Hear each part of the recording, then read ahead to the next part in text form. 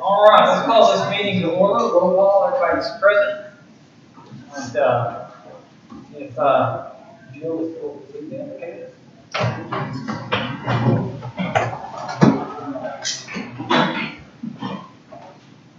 Lord, we thank you for the opportunity to bring this budget into the new year of our city of Granger.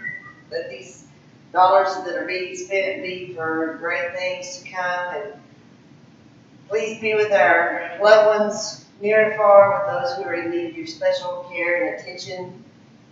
Continue to watch over the citizens of this great town. In Jesus' name we pray. Amen.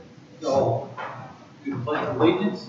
Pledge Allegiance to the flag of the United States of America and to the republic for which it stands, one nation, under God, indivisible, with liberty and justice for all. And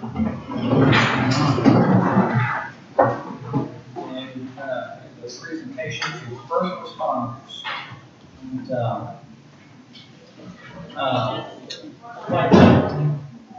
every year on this day, many of us can remember exactly where we were and what we were doing when we learned the attacks on our country.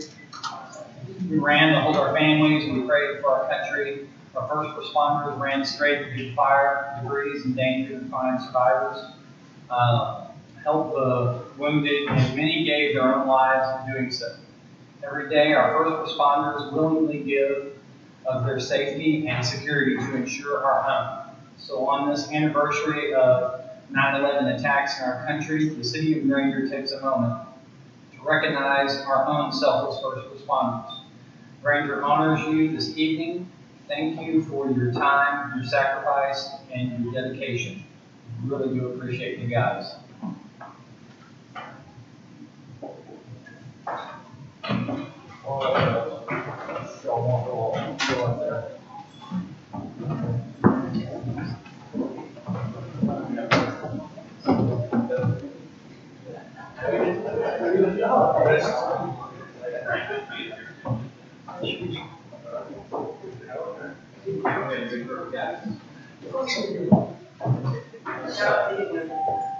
I'm going to read the proclamation.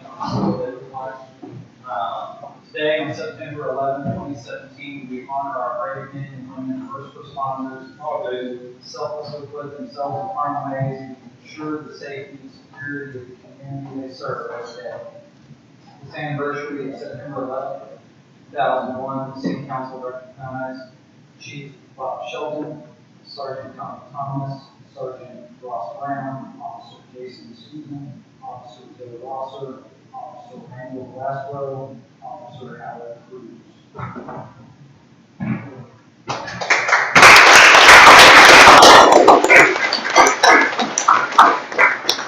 Y'all may have noticed that I'm wearing a little tape covering my badge. It's for that month today. And it's also in memory of my friend who lost his life during the recent hurricane in Houston, Sergeant Steve Brett, Houston Police Department, who will be buried tomorrow with full honors. And this is today, September 11, 2017, we honor brave men and women first responders who selflessly put themselves in harm's way to ensure the safety and security of the community they serve every day. This anniversary on September 11, 2001, the City Council recognized Chief James Soranka, First Assistant Chief G.T. Beard, Second Assistant Chief Tom Pila, EMT Dan Mahala, EMT P. Sean Newsom, Fire Marshal Bobby Fletcher, firefighters David Hensel, Lorenzo Lazardo, Matt Braun, Scott Emmett, Nicole Sessoms, Ryan Hensel, Nick Durka, Derek Wolf, and Moab.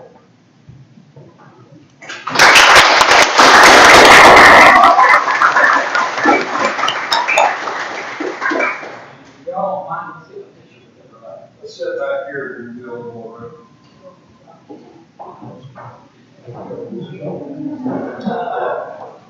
Yeah, I can put her in.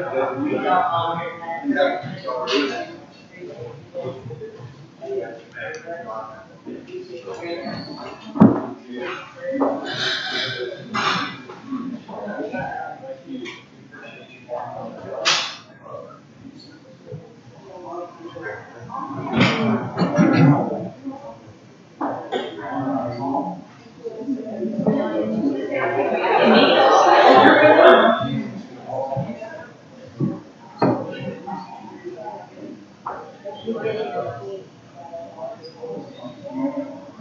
Did it all fit?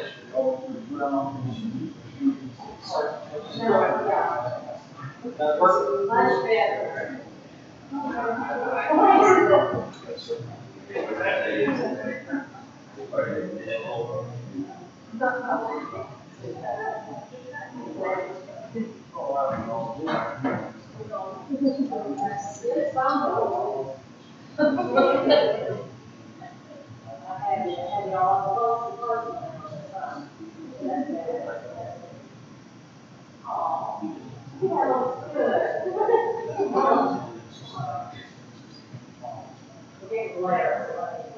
Take pictures just like my wife. Oh, she can't swing away.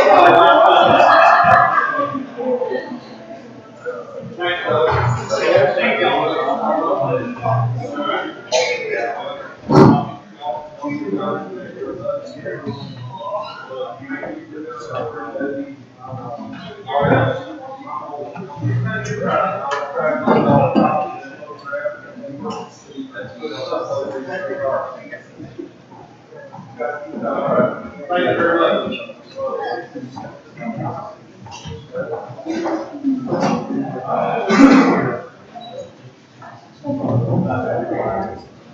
Thank you, Mr. Thank you. Yes, you know, we read, yeah, I feel much better. Oh. It was dislocated, everything else. Citizen remarks. I don't have anybody that signed up today. So we'll go on to announcements. Today's CDBG grant update. Scott Brown.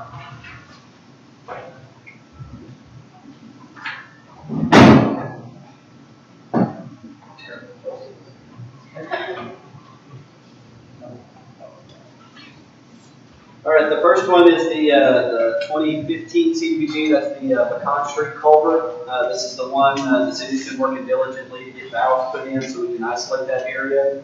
Just a little background on that project. If you'll remember, the contractor started this contract and we found the water line that was very, very shallow and it was also right off the edge of asphalt. So this is one of those water lines that it kind of came up to bite us. We did our due diligence, checked the maps, but you know, the maps are old and the lines are old and things like that. So again, this is one of those deals where the water line was just in the spot where we could not finish the construction of the culvert without relocating. Now I think the city's getting some valves put in. We are transferring money from the 2016 lift station project. We've got quite a bit of money left over in that. The bids came in good there. So what we're doing is we're having Sally, who's the grant administrator for Williamson County, shift some of that money from the 2016 CDBG and move that into the 2015 CDBG. That will allow us to pay to put in a new C900 water line. It will also help pay for the sidewalk that I believe the city pledged money to build as well. So hopefully when all that gets through, the city will no longer have to provide that money for the sidewalk. So it does have to go before the commissioners court for approval, so they do have to vote on that transfer. Doesn't sound like anything's going to be an issue with it, but it does go before a vote, so we can't say guarantee that the money's going to be there. So hopefully at the next commissioner meeting, they'll vote on that. We'll have the money sitting ready to go so we can replace that water. Any questions on 2015? Yes. The way the road is right now, there's like dirt going up. How is that concrete gonna be? Is it gonna block that dirt down in? Is it gonna be completely concreted so that water can't just wash through there? No, what we're putting in concrete box culverts, almost like the Colorado Bridge, like TxDOT put in there. That's almost going to be what's put in on Pecan Street. So it will be compacted soil outside of the box culvert with concrete riprap in the head wall. So any water that comes in will hit the concrete and funnel into the culvert. Yeah, because on the bridge just up from Oak Street. Oak Street, it's washing out ever so slowly. And so that's, because it goes up under that bell. Just what happened to the other one? Yeah, that's why I'm asking, because someone asked, because they saw it, they thought, well, if it's gonna be open, once it goes up, the water's gonna wash it out. Yeah. Well, then why are we doing it? Right, and the box culverts, they're way better. So, Yeah, it is a lot bigger. Just so everybody knows, during heavy storms, this culvert can only carry about a 10-year storm. Which means that storm has the frequency to occur every 10 years. 100-year storm, technically it's every 100 years you'll see that rain intensity. Now this box culvert will only carry a 10-year storm, so anything above that, it is still going to flood. So the only way to get this over the 100-year flood, it would be a huge bridge. We're talking billions of dollars. So it's going to be a lot better than what it was, but just so everybody knows, it will still overflow during very, very heavy rain. So. Also, just so you know, the 2014 funding we did include in that, that was the clearance of all of the drainage with FEMA and Corps of Engineers. So the Oak Street project, that drainage is also cleared. We went ahead and cleared that one. So anytime in the future, if it gets bad, we want to go after CDBG funding for that one. It's cleared environmentally as well as through FEMA and the Corps of Engineers. So we don't have to go through that process again. So then all we need to do is just do another design for the Oak Street. So that one's ready to go. Any other questions on that one? Okay. The 2016, this is the lift station project. This is on Fox Street. We talked with the vendor this morning. They are still on schedule to finish the manufacture of that prepackaged lift station by next month. So hopefully that will all be put together. The contract will hopefully mobilize towards the end of next month. So they'll get all of their excavation done, all the piping put in, so when they bring that package lift station in on the truck, drop it in, hook it up, hopefully we're up and running. So hopefully looking at around the mid-November time frame is when this station should be up and running and the old station taken offline. Any questions on that one? They're not removing the old station? Yes, they will remove it. Now, they will remove all the equipment. Basin itself, they'll cut it down, punch holes in it just so it doesn't fill up with water, so the water can drain out. But the concrete structure itself will stay there. They'll just cover it all up. So they won't pull the concrete out. Anything else? Thank you, sir. Thank you. Thank you, Scott. you want to talk about the grant? Oh, great. Sorry, I'll put it down. It's brought to our attention of another grant. This is through the Texas General Land Office. What this is this is for the 2015 floods that occurred in the state of Texas. Williamson County was part of that. The main one was Travis County and Hayes and a couple of down south. But out of the 116 counties, 112 were declared as impacted by this flooding. The GLO office is putting out this grant. It's a CDBG grant, kind of like what we're doing now through Williamson County. The difference is this is statewide, so we don't have to go through Williamson County on this one. The other thing is now that we're not going through Williamson County, we have to do all the grant administration ourselves, whereas Williamson County was doing a lot of that for us. So it is pretty intensive. They say that the city can use staff to help administer that. They said you can hire a third party to administer the grant, or you can do a combination of the two. Either one, if you want to hire a grant administrator to help with that, as well as an engineer, you have to procure for that. That means you have to advertise. Engineers and grant administrators have to submit a statement of qualifications, and you choose from those statement of qualifications who you want to use for that project. The application is due November 10th. So we need to start thinking about if we do want to follow that and do want to go after that. The application is pretty lengthy, so you probably need to get started on that pretty quick. So just wanted to throw that out there. What they do have is $25.6 million available for this. So there is money available. We just need to show Granger is in our income. So what could we really use it for? I mean, Well, this will be things, for example, like our County Road 300 comes in at the church where that floods all the time. We can address that. Real big one, where we're gonna get a lot of points for that is because that floods the Pecos Apartments. So we can show there's a dire need for that.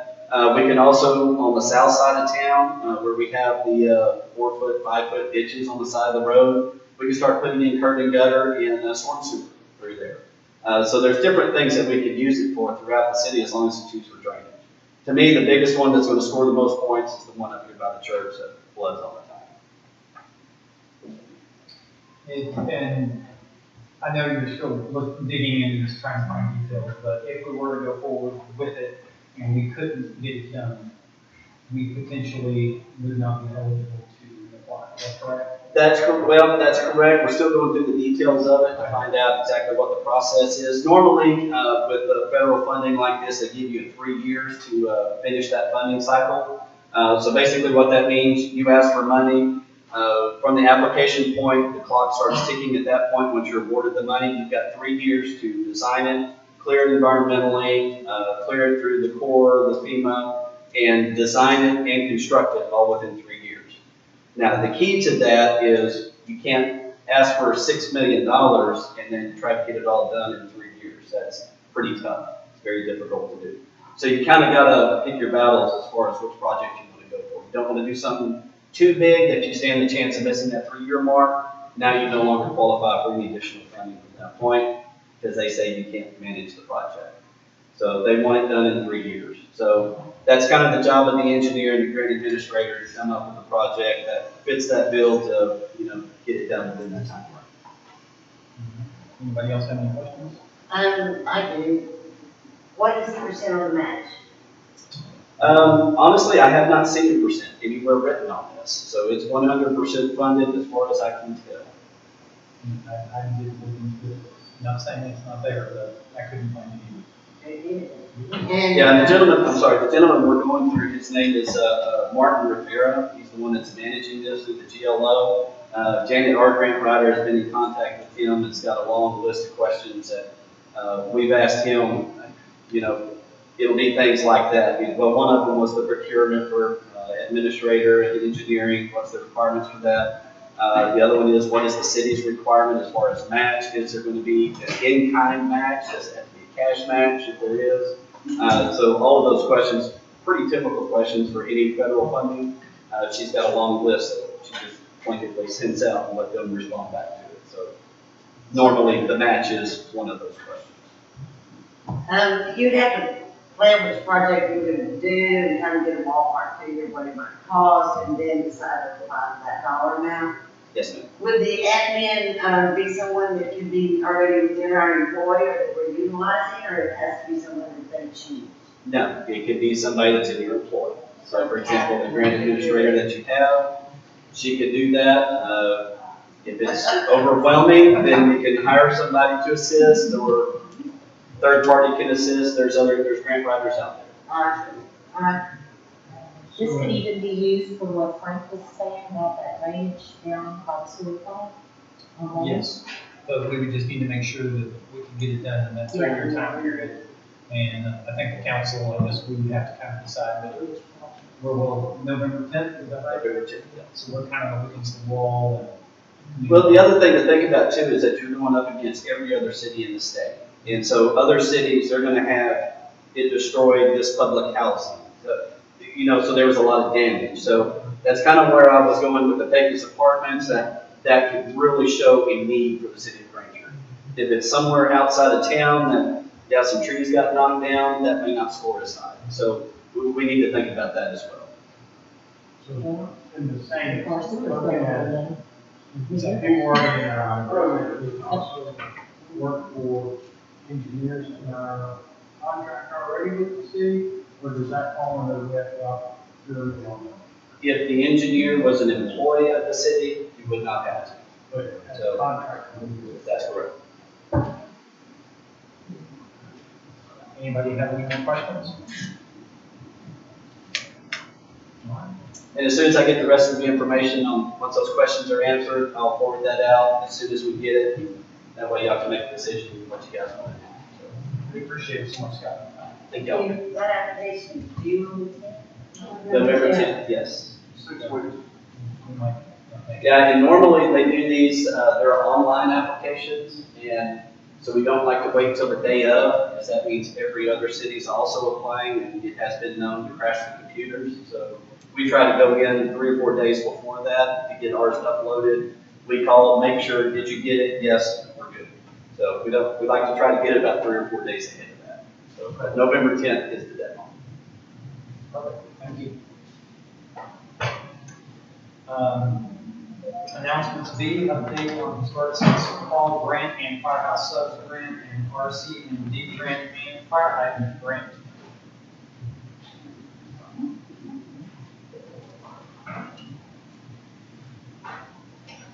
Good, council. First, let me start with the historic city hall project. As you know, the back wall is finished. We've completed the package required for reimbursement of the funds that you were awarded through the last grant round. They have acknowledged that they have it and it's all correct. We have not received the check yet. They have already told me that they are going to hold 10% of the full award until they have the final project report. We're waiting on that report from the architect. Okay, so according to the state, the check's in the mail. Firehouse sub grant, we did not get the grant the first time around.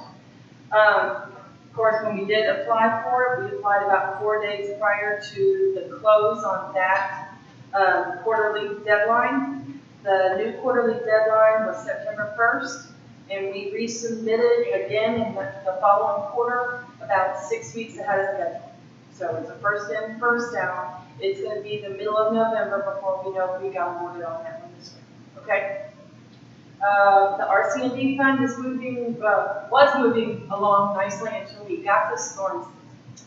So we've got, as you can see in your paperwork, the first round of cleanup on Donahoe complete. We got the second round on Donahoe complete. I'm happy to report that even though there was some confusion on whether they would pay for the no dumping signage that was installed, they said yes. We spent a little money. We needed a few signs. Then they said no. And Mr. Covey, the grant administrator, was nice enough without our request to go back to the council and argue for us that they should pay us for what we already ordered. So we received a check for $100 and some change for the extra signs that were there. We have approximately $4,116 left to spend in this fund. We're in the process right now with our contractor on scheduling the next round of cleanup, picking locations around town. It may be a little while before he can get back to us. We get back to this because as far as contractors go, every able-bodied cleanup guy with a trailer has booked for the coast. So I figure we give them a couple more weeks and then they'll be back here and we can go ahead and do our next round. The Parks grant, we're working on the proposal for the first phase of the Parks project. It's due October 1. This will include the cost of the professional design and the layout of the full project. It's being done by, we're getting a quote from an experienced and highly qualified engineer who's done projects like this before. What we're going to be asking for, the state would reimburse 50% of the full cost of that phase of the project. And when you get in bed with a Texas Parks and Wildlife grant, it's a 3-year commitment. So there'll be multiple phases in that. Because they typically expect larger projects. We've also got all the information in case we are able to come up with funding for an acquisition, property acquisition in the beginning round. The cap for the category that we are applying for is $75,000. We're looking at a possible second Parks grant to apply for February 1st if the plans dictate that we can go ahead and move into that. I am kind of concerned about the awards on this category too, though, because parks and parks equipment is not one of those things that are typically insured by a city when they have problems with hurricanes. So we're waiting to see what happens there. The body armor grant was extended. The deadline for that was September 1st, but after the hurricane, the state extended that deadline to the 20th. So we're helping everybody else get their stuff in, and we're getting our stuff in. But that is 100% grant for body armor. So, any questions? All right. Thank you. Seton Fire Department report for August 2017. Would you do us the honor? You wanna do this? Since you're here, would you like to get it? What a treat. I think you got what I said for. We've been a pretty uneventful month, been pretty much normal, all benefits again, like always are majority of the calls. Far as the grant, that was a forestry service grant that I applied for the replace that 88 pumper. And kind of like she said with the others, forestry service has spent a lot of money on swiftwater teams, everything for Harvey, so I got a feeling all that's gonna be held back, so I'm not sure how we're doing that there. Building wise, didn't have any damage, and as far as Granger, we've been very lucky in this both hurricanes. But it, Well, is there anything that, anybody have questions for him, or how the fire department's doing, or is there any concerns that you've had? again, like I'm saying, is membership, it's just, and it's everywhere, it's not just Granger, it's every department around, it's just low on members, and people who are not volunteering like they used to, so. We're hurting during the day, and really there's not a big solution to it other than getting paid people, which that's another problem. So that's where we're at. So there's nothing at this point that you could think that we can do to help with the membership? I don't really know. I don't think even a lot of departments have gone to paying for calls, responding to calls, and I don't think that's really an issue. I think it's just don't have anybody available around during the day. Everybody works in. Everybody just works out, and those that work in town, are like Tommy and them, they have to shut the door when he goes on a call, so he's costing $50 an hour every time he pulls it out. Right. And I'm gonna work 1/3 of the time, so I'm not around all the time. So, are you gonna be part of National Night Out Time? Yeah, In October? Debbie told me that, called me on that, so we'll be there, and I'm off that night, so.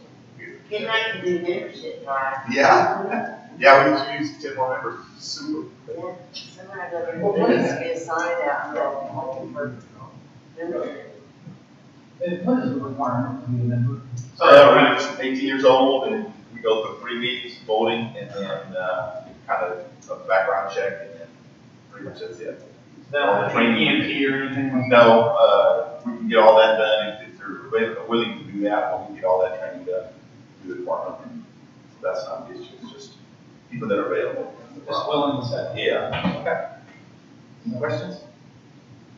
Thank you. Thank you for all Thank your you for the due black diligence. news. October the 3rd, 6 to 8 p.m., 6 to 8 in the park, city park. Be nice if we got a poster in the post office about it. And even maybe a membership drive poster for the fire department. All right. The utility department report for August 2017. We repaired 3 just normal water leaks, repaired 3 water mains, which were AC lines under road.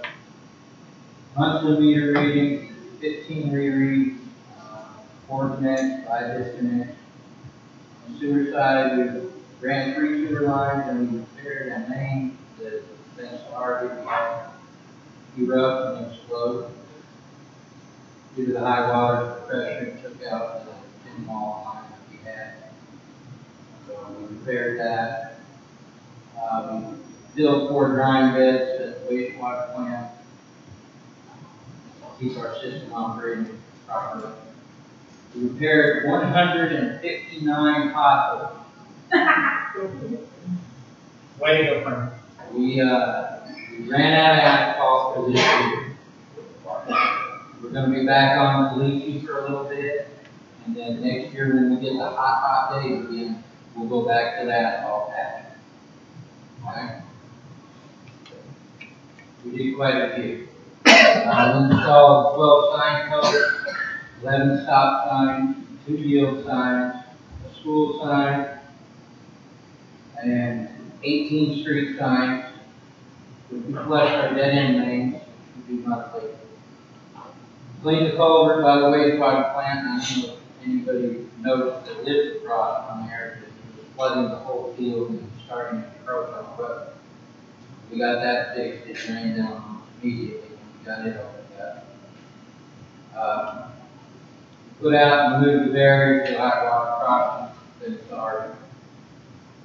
We painted the curbing in front of City Hall for our, parking, so that everybody knows that that's handicap parking, and it's now serviceable to use it.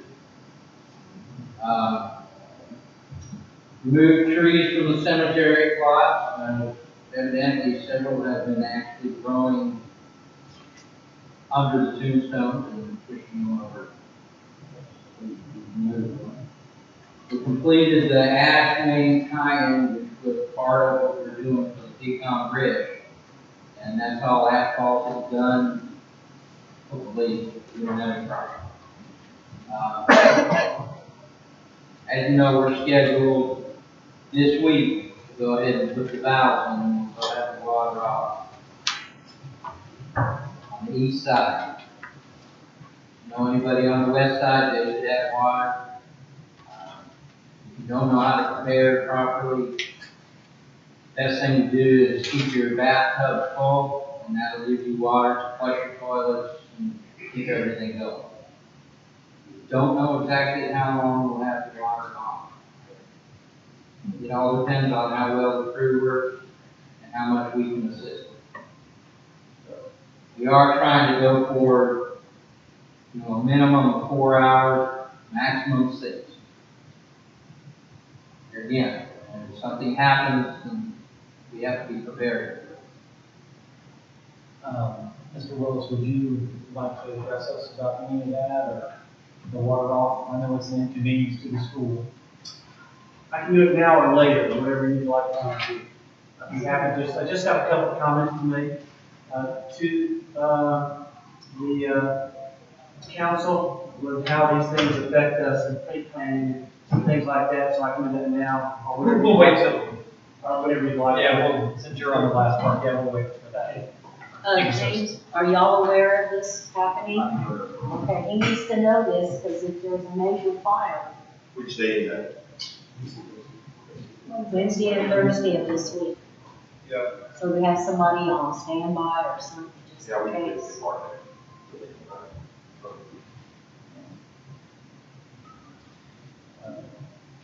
Anybody else have any questions for the utility department? Police department report for August 2017. Nothing to add, I just want to note one thing on the, on 7C, where we saw 2 inmates for escape from drug treatment center. Everybody's aware that the drug treatment center is operated by Williamson County Probation Department. And they do accept people into that center outside the county. The new district attorney, Sean Dick, has been very proactive about prosecuting people that escape from there, because they do pose a hazard to this community when they leave like that, because they don't have ID, they don't have money, they don't have cell phones when they leave. So either they're going to hitchhike and get picked up, or they're going to steal something to get out of the area. That being said, what he's done is, if they're from another county, in like one of these 2 inmates here was in Lancaster County, he defers the prosecution to that county, because they're the ones that assign it to probation and come to this center. So we are now finally prosecuting every one of these individuals that escapes from drug treatment center property. Whereas prior to him coming into office, that was not the case. Anybody have any more questions? It's a pet peeve of mine. Since we have these stop signs put up, can we please start giving some warning tickets to people so that they'll stop? Because somebody's gonna have a bad wreck. I had one of the cotton gin trucks bust a stop sign right in front of the police station this afternoon while I was on the phone. If I could have gotten out there in time to get him over. I mean, They go through my four-way stop. I mean, it's just, like, it's not there, they just drop. And I mean, I'm at the window every day. You could have done about 5 tickets for doing that, you know, so it's just, I mean, we paid the money, or we got the signs, if y'all could. And I prefer to see warnings, but if they do it more, yeah, give them a ticket then, you know. See if There's a lot it's of your places here in anyway. town that do pay attention. Well, not-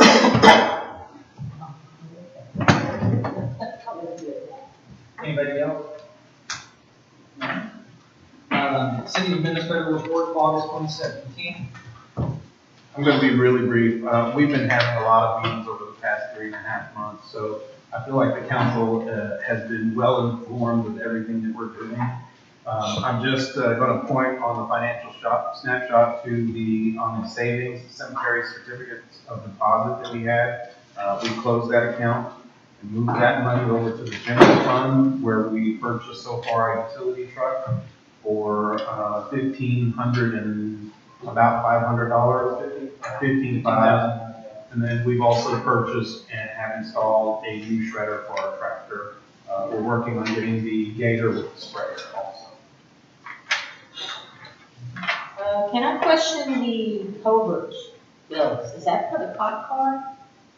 What? The covert bills?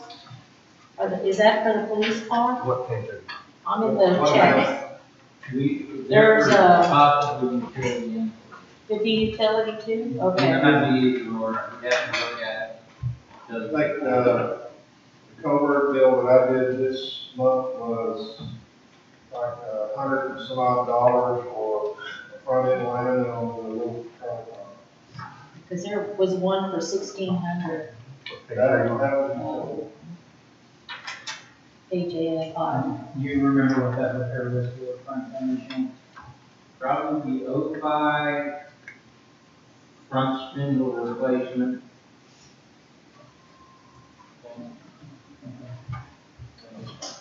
Do we need to maybe find somebody else to work on our vehicle stuff that, here's the way I feel about that. And I'm not, I personally don't care, but I have an issue when a vendor tells me that he's checked something and the next day there's the same problem, and I take it to a reputable vendor and he says, thank God we got it in here before the front tire flew off of the truck.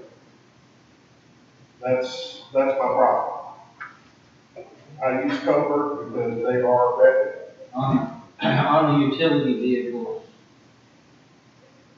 a lot of it is safety issues, and I have to take it to somebody who is qualified because of that reason. A lot of the repairs I've done myself, I'll do in-house. But time-wise lately, I've been I'm short-handed and overextended, so it's a little hard. I am taking the old utility truck offline and making repairs myself, and then I will put it back into service after it's hard. But, yeah, we try to do what we can in-house, but a lot of things have to be done outside. The people here, yeah, some of them can do some of the work, and I do usually have them do it if they can, but some of the work they turn down because they don't want it, it's a little overextended. and I just want it clear, I'm not trying to get business from No, him. I mean, Because that's he what it hates is. working on cars. Yeah. So I know he We would have want, very few actual mechanics here, yeah. And that, and that's I the only. mean, I'll privately tell you, I know that they did some work at one time over here in Steve's business. I know that, and they did good work.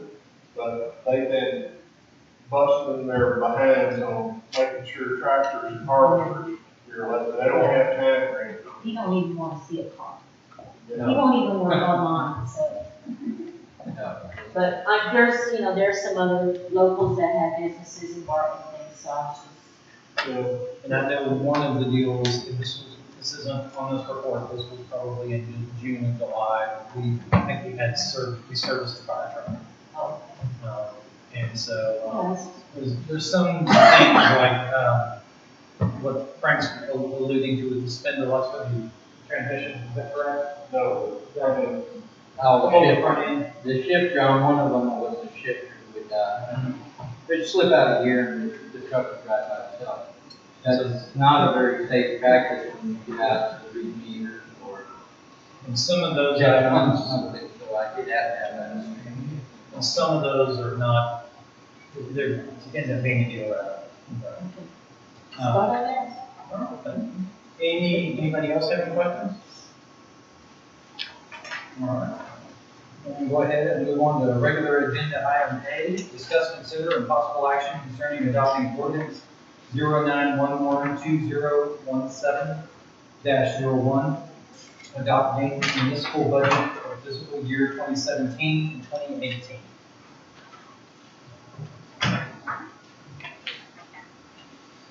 Anybody have any discussion on this? Go back here in the way, but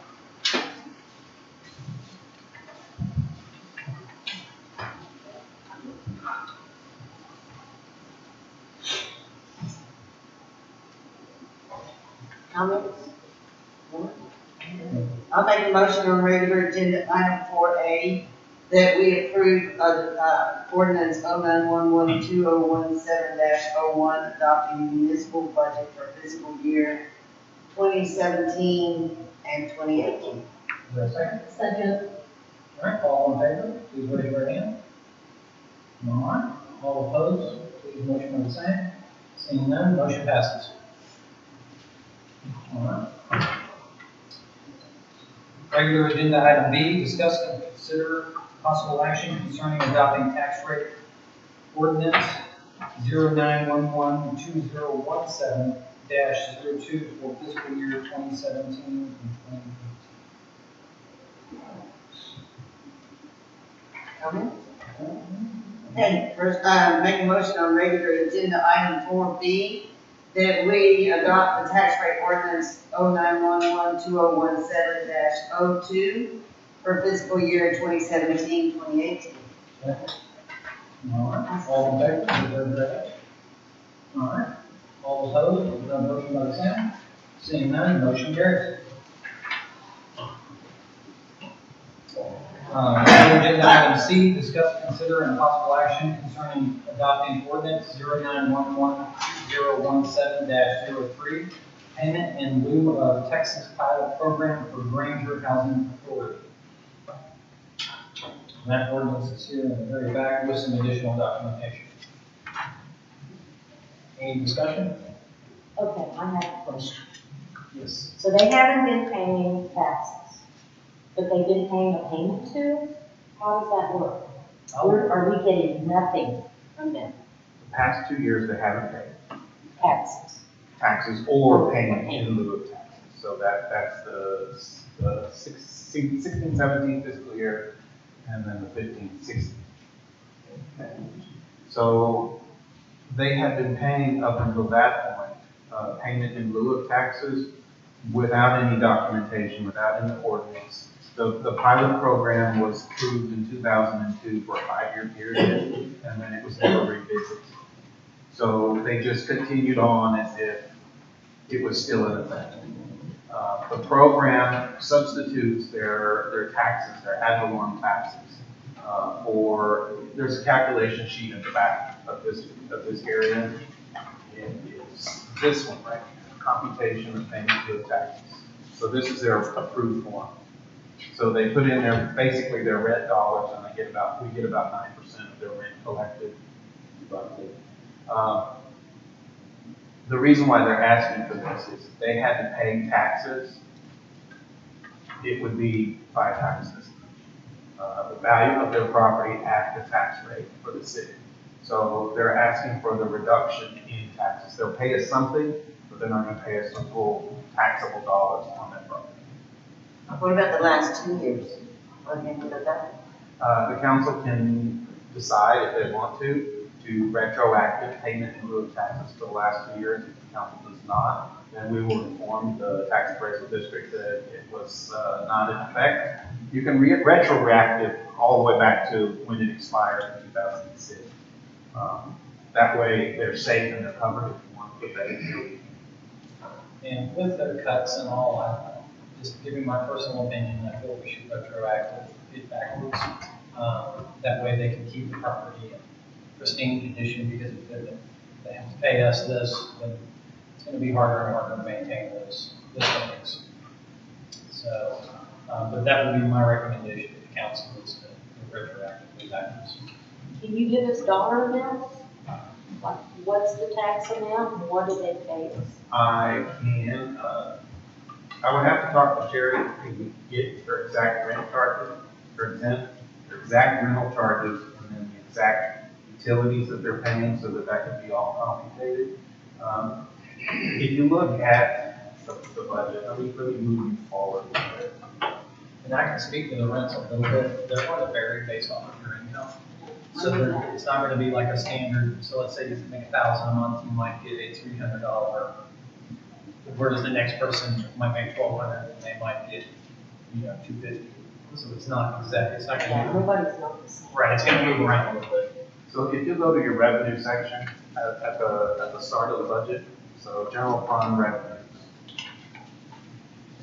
It's right after your payments or your checks that we wrote. Okay, so if you look at where it says revenues, it is line number 1, 2, 3, 4, 5, 6, 7 down. Oh, okay, I see it. It's $3,000 that we would collect. That would be in lieu of tax dollars, which is going to be upward around $20,000. And they pay us for water and sewer. Okay. I didn't Anyone else understand we weren't getting Right. anything. Yeah, we're getting paid for the water and the sewer and the trash and that payment, which is considerably less, but, anybody else have any questions? Do we want to make this for a period retro and then continuing for a period of That is entirely up to the council. 5 years? I would say that we don't have to deal with it for a while. And the retro is the 15, 16, 16, 17 year periods?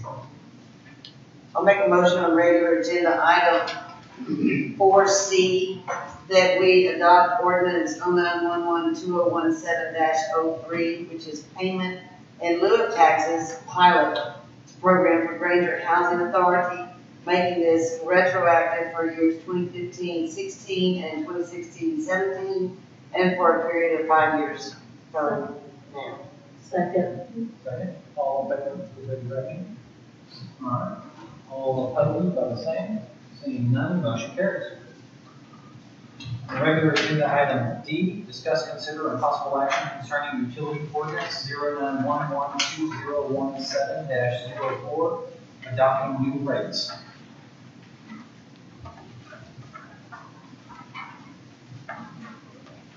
Any discussion? A motion on regular agenda item 4D that we adopt the utility ordinance 0911-2017-04, which is adopting new rates. Second. All in favor, please raise your hand. All right, all opposed, please do the same. All right, seeing none, motion carries. Regular agenda item E, discuss, consider, and possible action concerning municipal development district appointments for A, Justin Griffith for a 2-year term request. B, Leslie Mahalik for a 2-year term request. C, Robert Snelson for a 1-year term request. D, Debbie Todd for a 2-year term request. And E, Lisa Warden for a 1-year term request. Any discussion? Motion on regular agenda item 4E that we accept the terms requested for A through E on the municipal development district appointments. Second. All right. All in favor, please raise your right hand. All right. All opposed, by the same. Seeing none, motion carries. Regular agenda item F, discuss, consider, and possible action concerning GISD superintendent concerns over Pecan Street Bridge and water shelf. Ms. Lewis?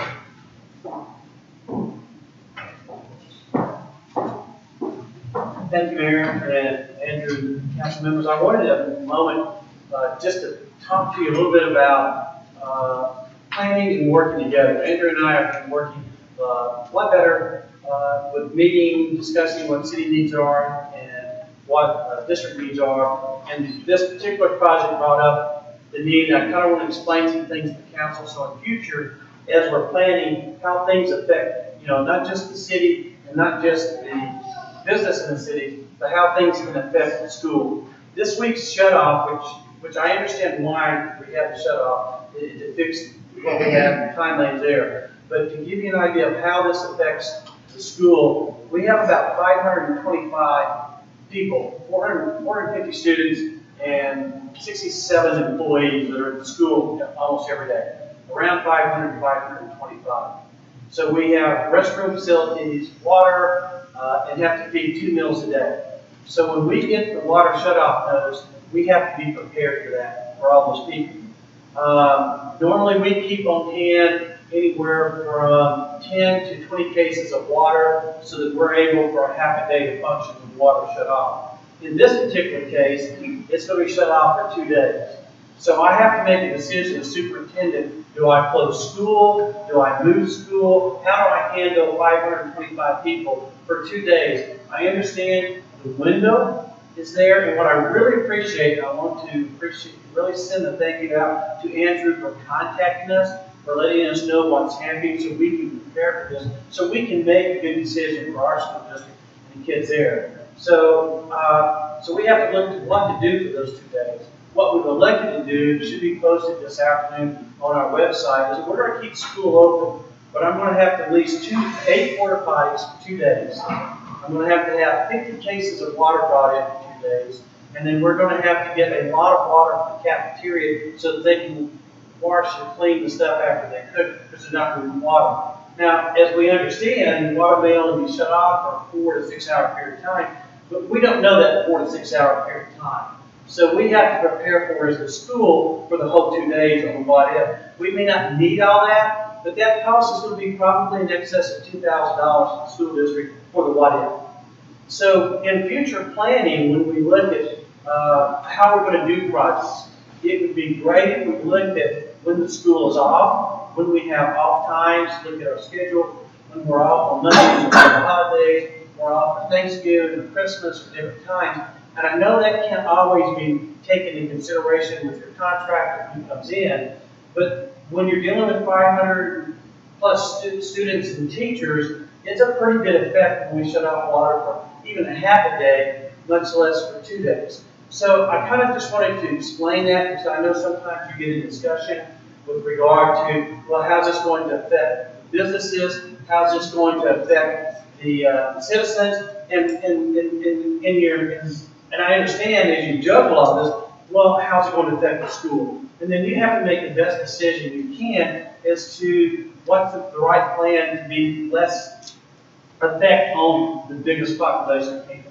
So I just asked Andrew if I could just speak a little bit about that, bring that to your attention, answer any questions that plan. And again, I really appreciate working with the mayor, working with Andrew, and building a better working relationship so that we can all row in the same direction and accomplish the things that's good for our kids and good for your city and work together. In one of our budget workshops, a moment ago, so actually, you could give some clarification on how many bad weather days you have, and this could potentially be more. This is 2. We get 2 bad weather days. Those 2 bad weather days are the last 2 days. Our school is effectively over the last day of the month. We have to come back after Labor Day, Memorial holiday, the Monday or Tuesday for any bad weather days. And so what hurts us is anytime our state testing exam days are the first 2 weeks of May. So anytime we lose time before that, we lose instructional days to prepare our tests, our exams. So we put our bad weather days after that, and hopefully we don't have to use them. Our other option, if we close school down and ask for a waiver, that we could, it would cost us around $25,000 to $35,000 a day in lost revenue attendance if we close school down by itself. So it's a pretty big hit it would go that route, which is why we have the 2 bad weather days. And then if we do have bad weather and have to make that up, we make that up at the end of the school year, which will be about the 2nd and 3rd of June, I think, which is on our calendar, if we had to use those. So those are programmed in there for ice, snow, and have to do that. We try to keep it open as much as we can. Like this current hurricane, I'm on the superintendents with the emergency command. We listen to things, the superintendents talk among themselves, who's going to close, who's going to delay. These are decisions we're up to 12, 1, 2, 3 in the morning, waiting to make a decision as late as we can to run our buses or not to run our buses and things like that. And I try to be very, listen to that information and wait as long as I can so we don't have to use the days because again, we have that option. But we try to do as much as we can to not to come back to school any longer than we have to. Do they calculate a day at school by minutes now? Yes, they do. The school year is considered 75,600 minutes. So we have flexibility in our schedule to lengthen the school day and shorten the school year, or shorten the school day or lengthen the school year, and how we go about it. So when we do our school calendar, we do it by minutes of instruction. And that's from when the bell rings during the day to when the bell rings in the afternoon. And in our case, it's based off of our elementary schedule, because they get out about 10, 15 minutes earlier than our high school. So that's another option we have if we want to come back with our school board, whether or not we want to sit down and lengthen the school day and the rest of the year in order to make up the day. Let's say if we were like what's happening with the weather catastrophe and we lost a week or 2 weeks, there's ways that we can do that, and that law was put in place to give districts up in the north part of the state see this more than we do because of ice and snow and weather, and they wanted more flexibility than the 180-day school days that we had previously. I think it was probably about 2 years or 3 years ago when that legislation passed. And I might ask Frank a question for us both. What time do you expect to shut it off on the 13th? We don't know. After lunch? The simple fact of the matter is, if we shut it off, it would probably be around 1, and hopefully be back on by 6. And if it runs late, we don't intend on shutting it off at all. Is what I'm going to say. That's why we got 2 days. Because if it runs to where it's too late, we don't want to shut it off and have everybody working all night. And what's been really good is Andrew conveyed that to me, so we were aware of the 4-hour window, possible 6-hour window. It could be Thursday, Wednesday, worst case scenario, it could go to Thursday. So the cooperation was really great between us, and I was aware of that and really appreciate the pre-work that your team's doing to try to get ready for the contractors to come in. And so it's worked well. I just thought it was kind of important for the council to look at how things can affect the school and the operation of the school and continue this cooperation that we're doing. And like I said, I'm very appreciative, but there is bigger pictures when you look at this and it can affect us. And so I really appreciate what you're doing in those windows. And we're prepared for 2 days. If it's less than 2 days, and we have a football game on Thursday night. So if we can get it done on Wednesday, it's a lot better because we've got everybody's to move from there. Because we've got junior high and JV football games in that night. There's a lot of things that happens as dominoes down with that. But when we continue to talk and let know what's happening ahead of time and prepare, that's the key thing. And it's really, in this particular instance, really working well. And like I said, I wanted to bring to your attention, that whenever things are coming, pre-planning is really great, especially around the holidays that can possibly happen. Just so you know, school was discussed. As I said, this is school now. So, yeah, y'all will never get forgotten. We did get in a little bit of an issue because we found the water line.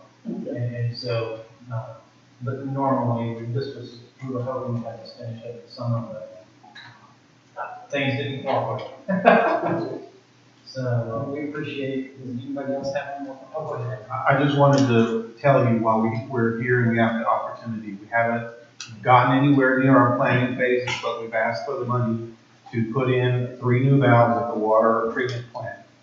That is going to affect operations for you. Frank and I haven't even had a chance to discuss when we might even be doing that this year. but it is in the next year's budget.